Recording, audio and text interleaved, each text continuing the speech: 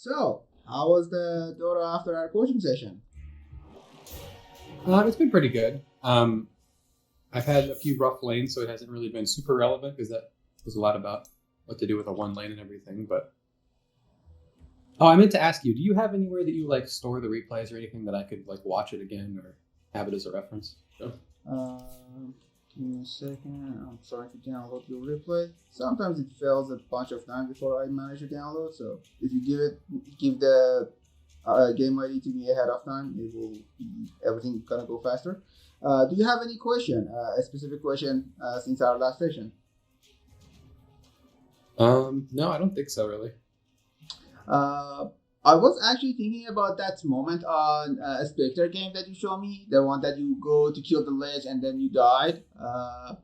There is one way to do that thing in a perfect way that you go get the kill and survive and get out. It will be hard and you might miss the kill, but at least it's going to guarantee you going to stay alive. So, the hunt has a cooldown, like the reality part.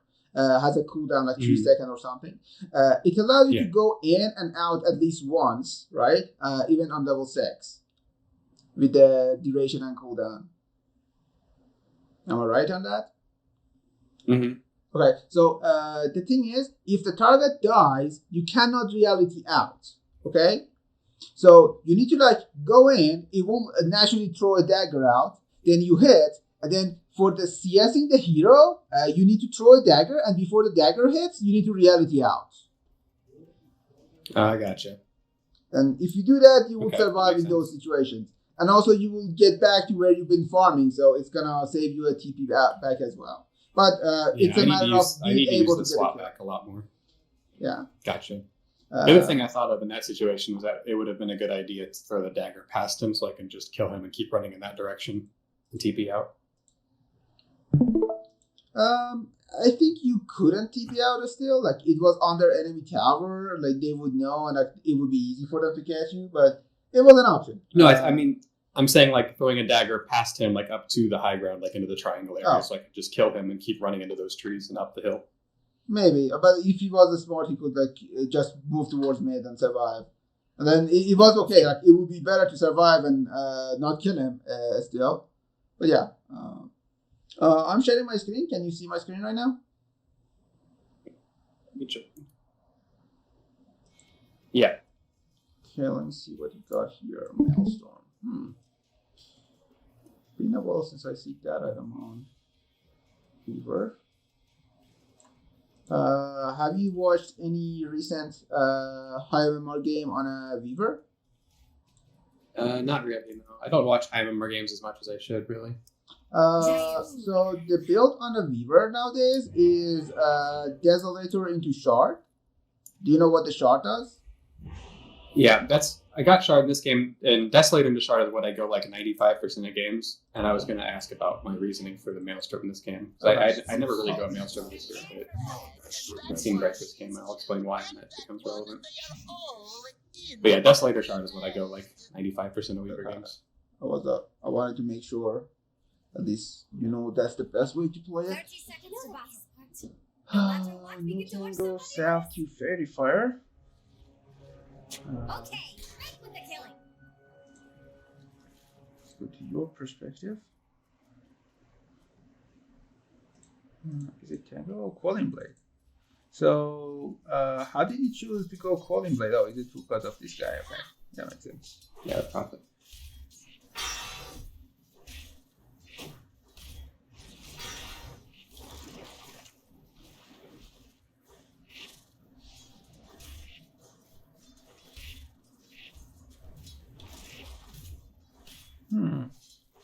Any reason you're avoiding this Timbersaw and you're not like bringing the fight to him, like not constantly hitting him? Mostly just my lack of region. I didn't really want to trade. I didn't want to use the salve at this point because the salve in my head was just to use when he got level 3 and tried to burst me a couple times. Okay. I didn't want to use it at this point. Okay, so this is something that you need to know about the Timbersaw, and this is like in about many other offlaners as well. They are like very powerful at level 3, but their heroes are naturally very weak level 1 and 2. Like this guy, you barely touched him and he's half HP already. Imagine if you pressured him, like he was like way lower HP and then he had to eat through his tangos. So heroes like Timbersaw, Bristleback. Let me see in here. Bristleback, Timbersaw is like two of the main one. Let me see if I can see someone else. Like to some extent, Axe, in a different way, of course. To some extent, the Legion Commander. These heroes, they're like really powerful level 3. Like they have a spell that makes them very hard to deal with once they hit level 3. Kind of make them unkillable. Kind of the same with the Morphling on a carry role, for example. So these heroes, you need to like fight them as much as you can level 1 and 2. And like even when you're going into the lane, you need to itemize for fighting level 1 and 2. So like when I see this salve, I feel like, oh, I want to trade my whole HP with this guy's whole HP, and then I kick back into full HP with myself, and then he has to like slowly cry away somewhere, hide, and like heal up with the tango. That's like what salve tells me. If you don't want to use the salve, then buy a tango and not use it. You know, this region is for pressuring enemy hero. So like pressure as much as you can with this. Because if you don't pressure this Timbersaw right now, like you let him go free and farm and everything, it's not gonna go well for you. Like once he's getting level 3, he's not gonna take the image in. That's when the problem begins. How often this happens to you that like enemy pull the big camp in your games? Pretty constantly. I'd say like probably 60-70% of games. Okay, if that's the case, at the beginning of every game, check out your support if he has a sentry or not. And if he does not have a sentry, instead of this Iron Branch, get a sentry, block the camp. Even if they unblock it. Even if they unblock the camp and everything, at least it's gonna guarantee they're not gonna pull it in the first 2 minutes. So as long as you manage your equilibrium properly, but on the side, the lane gonna at least begins well. Okay? Like, I don't want to be a Weaver. Weaver is at least not that bad, but like, I don't want to be a ranged carry and walk up in the lane, sit in this situation. I see. Like, one Iron Branch doesn't worth more than what I just described, you know? Yeah, I agree. That makes sense.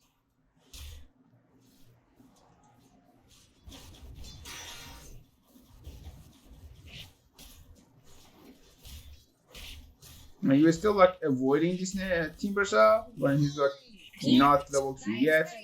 This is like the time to pressure this guy. Now that he's level 3, he's like, okay, he's in god form now. Don't touch this guy. Just trade farm with him.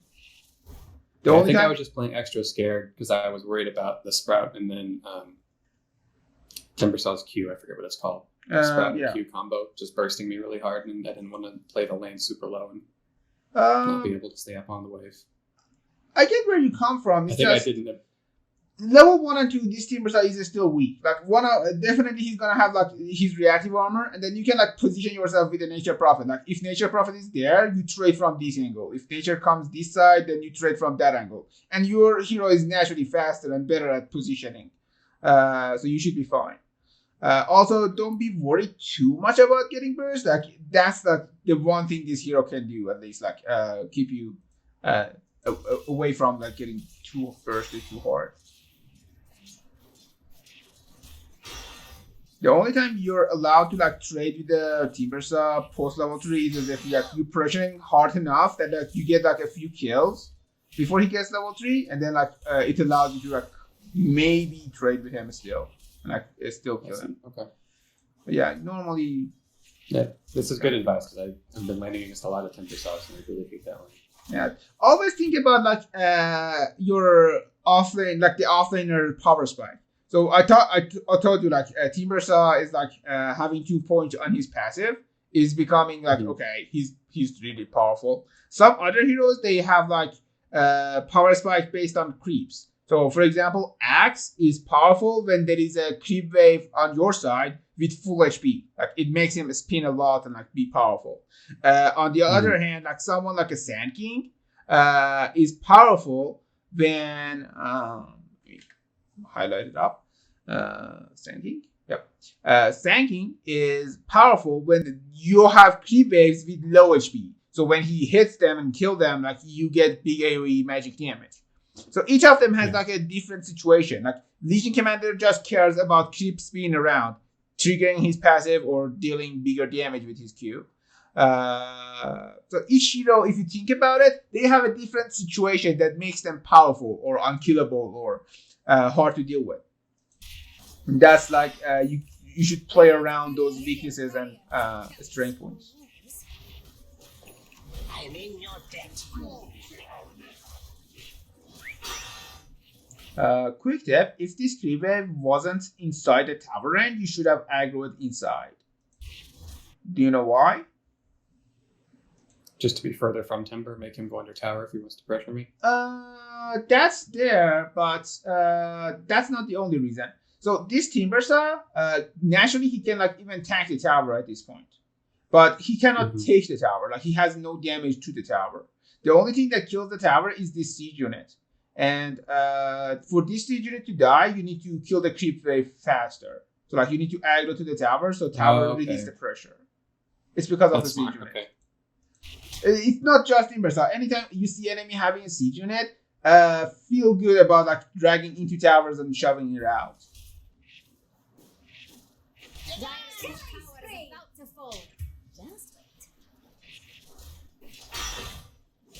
Like even now, I don't think you're the one to like kill this Timbersaw realistically, unless he like we play super bad. Because of that, it's best to like aggro to the tower, kill the creeps as fast as possible, so you have more time farming jungle. We are getting to the point that you're going for a Maelstrom. What's your reasoning behind it? I'm not saying it's... So my reasoning was, I mean, what you kind of just said was what I was thinking. Yep. And I knew that level 6 I was going to want to be out of this lane immediately because he was going to start trying to kill me as soon as I showed every time. Like this. So I wanted to be able to just go to the jungle and farm as quickly as possible with it. And I knew I'd be off map for a lot of this early part of the game. And it seemed like my top lane was doing well, so I thought I had time, and Maelstrom seemed like the better option just for farming the jungle quicker. It makes sense. So, long story short, once you forced to leave that lane, it makes sense to rush your farming item. The thing is, we were kind of farmed with the Dezo. Just fine. Kind of. Like maybe if you get a Dragonlance and a Dezo, you'll be fine in farming with a Weaver still. Like, yeah, that makes sense. And even now... I think I have a really bad... Go ahead. Go ahead. Okay, so it's not a mistake to go this Maelstrom. It's just this shard plus Dezo is such a good... Like, if the items on the Weaver were a bit more balanced, what you're doing is right. Okay? So what you're doing is like makes sense to me. The logic is there, everything is there. It's just normally the Dezo on a Weaver is because Weaver can stand in his lane. Like usually he doesn't get kicked out of his lane normally. Like there are very few heroes that do this to the Weaver. So like okay, the natural item build matches the natural default way of the Weaver playing. It's just this current patch, I feel like this Dezo short is just way too powerful that like even when it's a good Maelstrom game, Dezo still pays off. That's how I feel about it. But if you go for a Maelstrom and then maybe even build a Glamir or something with it later on, I think like it can still be a good option. Maybe not as powerful, but it will be good. I definitely felt that this game because I regretted not getting the Dezo later because I felt very useless for a lot of this game. Yeah, you're gonna feel lack of the damage if you don't go Dezo. Yeah, I think I have a bad habit of overthinking item choices a lot of the time. I think I try to talk myself out of like the default build because it feels like too easy or too simple, and I should think harder about something, and I go an item that's not really optimal a lot of the time. What you're doing is like a good mentality for a support most of the time, but it's not as good for a core, especially position 1 heroes. What do you mean by that? Okay, so let's say you're a support like a Mirana. Mirana is like an archetype of a support that can build almost any item, and barely anything is default on him. So once you think hard and then matches everything, it makes sense and it's gonna be a good choice. On a carry hero, usually they need their items way too much, the default version of the items way too much, that once you change something, like once you escape the default item, it causes too much variation and too much issue for the hero. And it's gonna be way harder to make work. See. Yeah, that makes sense. I think part of it is I need to watch more pro games and IMMR games to see what the actual current builds are. Because most of my knowledge of that just comes from guides, and I don't really trust the Tortellini guides because I've seen a lot of items in those not get used at all by good players. You can easily use the Dota 2 Pro Tracker. It's a website and it shows you everything. It's just something I don't think about very much, and I should. Yeah. I'm going to take a note on that too. Radiant's bottom tower is under attack. Yep, you notice Team Brave goes away. You should get back to the lane. So this is the time that, again, just aggro to the tower. Let the tower help you push it out because the siege unit. If you don't, Team are going to kill your creeps, and then tower will be left defending himself to some extent. So what do you think about... So in this lane, the reason I wasn't pulling it under tower to farm it faster is because I kind of wanted to keep it here to some degree because Timber was farming that large camp and I didn't really want to interact with them. The lane was pushed out. I felt like I was going to have to. If the lane goes pushed out, then Timber has to deal with the lane, and then you have the option of farming these camps, or at least this camp. Okay. And then these two camps is still there. Let's say the lane is pushed out, Timber is farming your creep wave here, and then you farm this big camp. Now, if the Timber is smart, he will drag your creep to the camp and everything. But if he does, then okay, we walk away or something, or we just nuke whatever we can and we get away. He doesn't have any stun anyway. And then you have 3 camps to farm. Now that you don't push it out, you farm 1 camp, then you have to get back to defend towers. Then you go farm 1 camp, then you get back to defend the tower. You have less time in between to farm. That makes sense.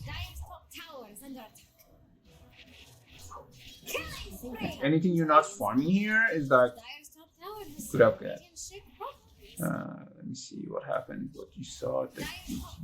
Okay, you see this guy's pressuring. Dire's top tower is about to fall. How do you feel about this TP? My thought was just that I can get back to lane pretty quickly. Yeah, I think it's okay. Nature Prophet was actively pushing. Team Versa is kind of not pushing your lane, thankfully. So you kind of save the tower. Just make sure you're buying another TP ASAP.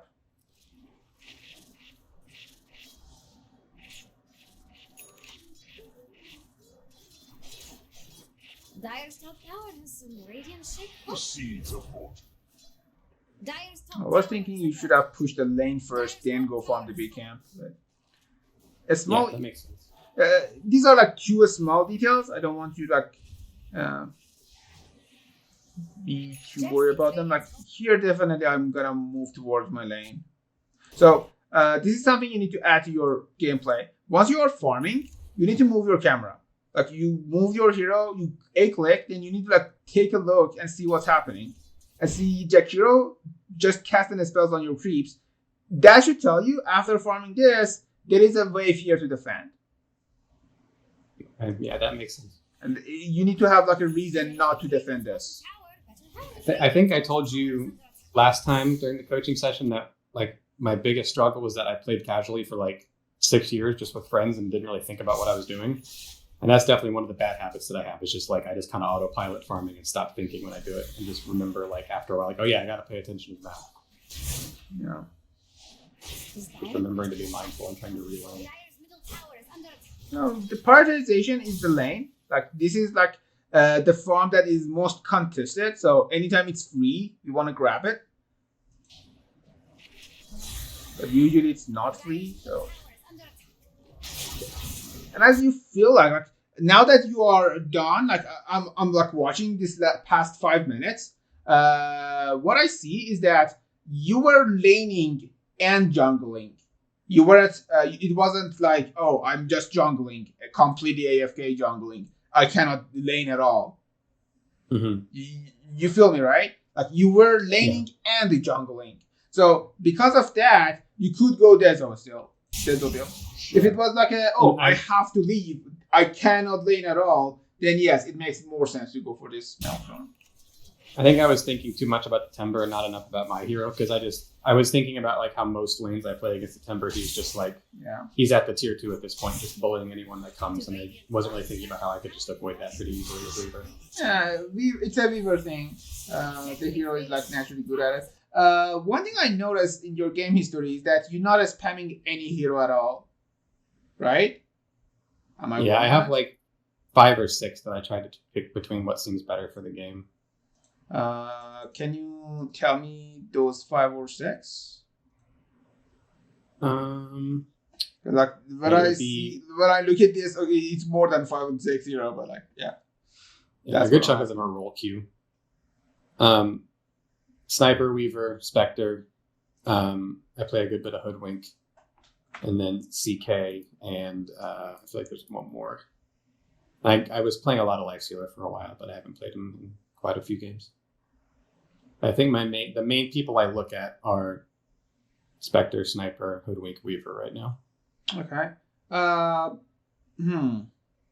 think the reason I switch is because I feel like all of those heroes kind of like they have games that feel really hard if you pick into a bad draft, so I don't really want to just spam them every game, but I'm not sure how good of a mindset that is. Okay, so as a carry, you usually supposed to pick second phase, right? With that in mind, I would suggest you to pick the best hero that goes with your support that is not heavily getting countered by enemy support. So like, don't counter pick yourself, but other than that, pick according to the type of support you have in lane. So like if I have a melee frontline type support, I would pick a backline range hero. But if I have a range damage type hero, I would pick like a melee control type hero. If I have like a range control type hero, like a hero with like control spells, then I pick a melee hero with some damage. And like it will give you somewhat of a good lane. Or at least you can play the lane to the most part. Even if you get counter picking the lane, it still won't be as bad. You and your support both have like a purpose. I see. So do you think shrinking down to maybe like 2 or 3 heroes is a lot better for me than just basing it on the support? If your problem is that autopilot thingy and you want to be thinking requires to like carry it from one game to another. And like a lot of type of thinkings are unique to each hero. You feel me, right? Yeah. Because of that, it's good to narrow down as much as you can. So it's like the matter of how fun the game will be to you, how much you want to have fun, how much you want to like just win, you know. So it depends on your personality as well. At the end of the game, at the end of the day, we play Dota to have fun, right?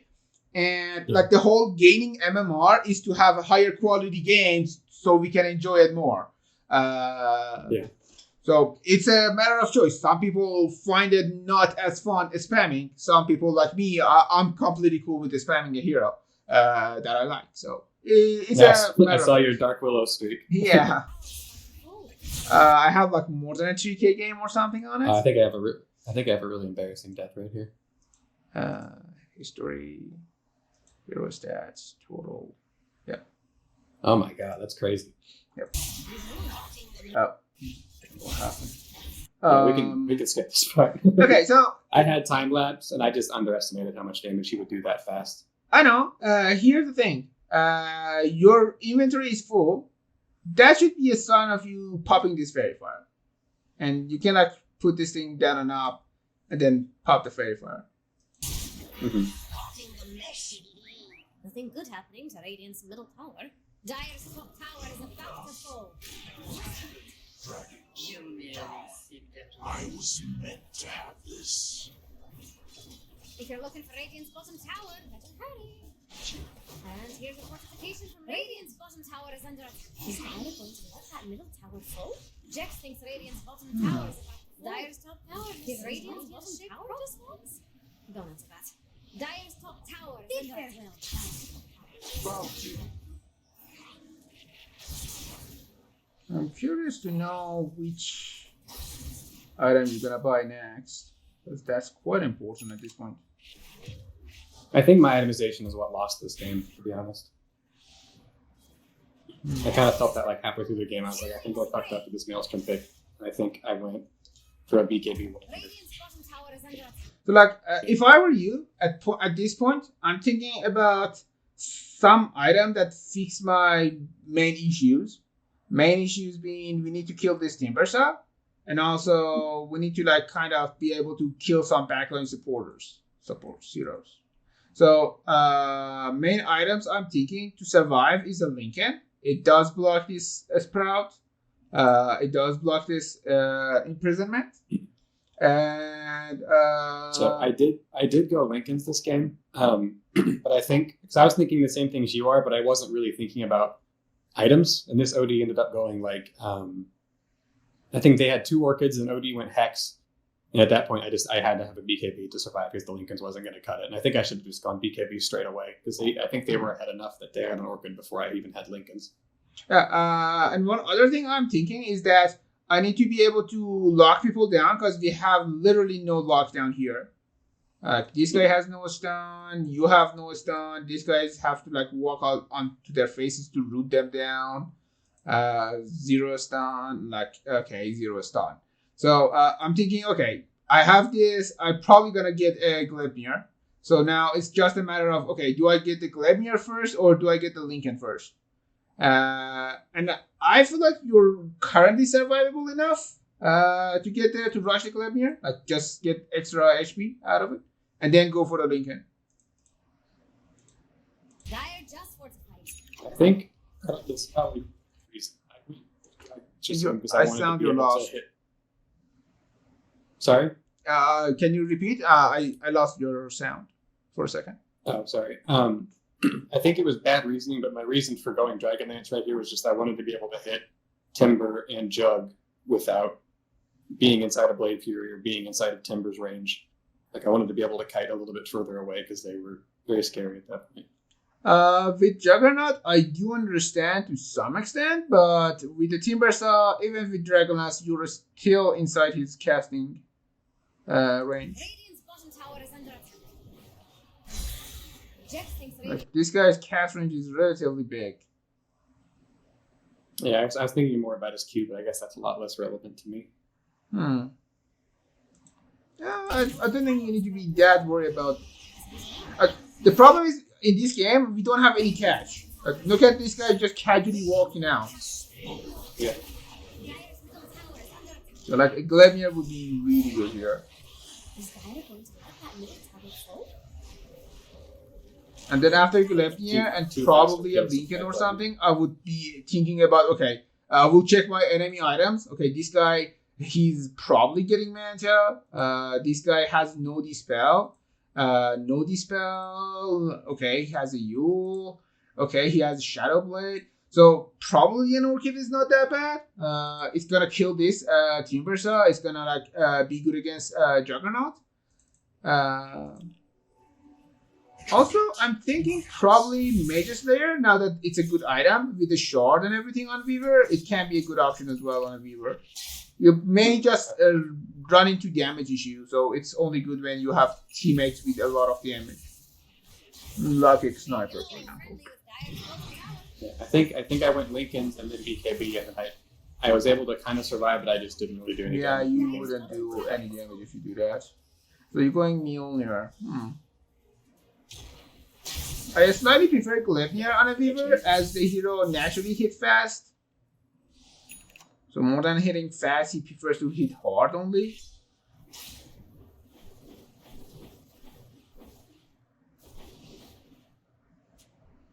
Mjolnir makes more sense if you're dealing with a lot of illusions or a big army or something. But Yeah, no. I don't think I finished it this game. Okay, you didn't go for it. Okay. Yeah, I switched over to Lincolns here. But like, in retrospect, I'm still not sure what I should have gone here because Lincolns ended up not really helping at all this game. I think my gut says I should have just gone BKB at this point. I think I should have gone like after the Maelstrom. I think I should have gone like BKB into Orchid. I think you can instead of this Dragonlance, you could just go for the Glebnir. Like this is 2k gold. This is almost 2k gold. Like it's just a cheap recipe in between. And then with that Glebnir, after that you can go for your first survivability item. It's your call which one is better for you. Like both Lincoln and BKB has their own merits. I think I prefer Lincoln based on what I see they have still. Like they don't have anything to like lock you down so hard. So you would be good to go with the Lincoln. And then I would have something to kill them on the back line. And I would play in a way that they never initiate on me. Like I will always casually be late in the team fights. And I would go on the back lines once they cast some spells. Fashionably be late as a carry.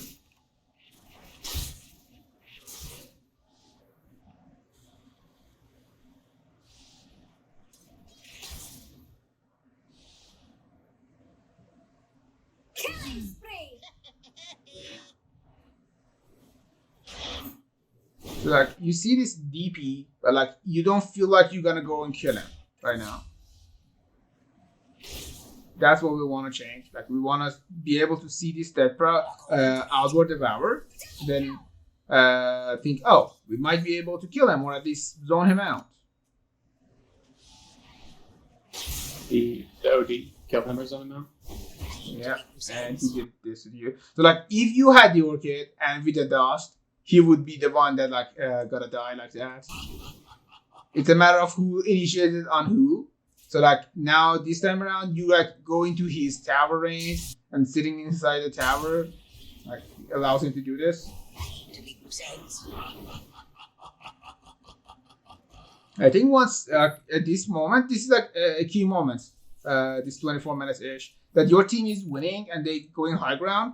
It's best to like suggest them, okay guys, go Roche. Like this is the objective for us, not going high ground. Like we're not gonna take high ground in 30 seconds, and once they get back. Okay, this guy's half HP with no ulti. These guys have ultis, but like this is like the one who's carrying them, and like he doesn't have ulti. So we should not go high ground here. But like that's not something you can control. What you can control is that you are pushing this wave into the tower. That's gonna cause a reaction. Notice how he's keeping from the moment you are pushing this wave into him.